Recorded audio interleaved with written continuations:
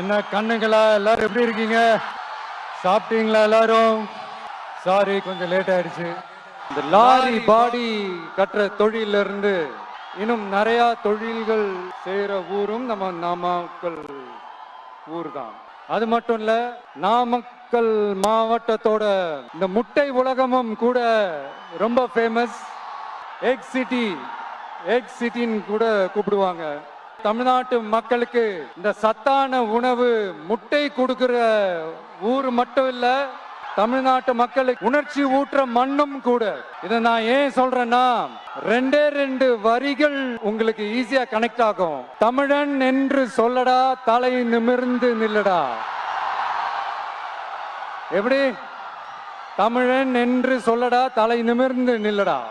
இந்த நாடி நரம்பெல்லாம் ரத்தம் பாய்ச்சுற இந்த வரிகளை எழுதினது யார் தெரியும்ல?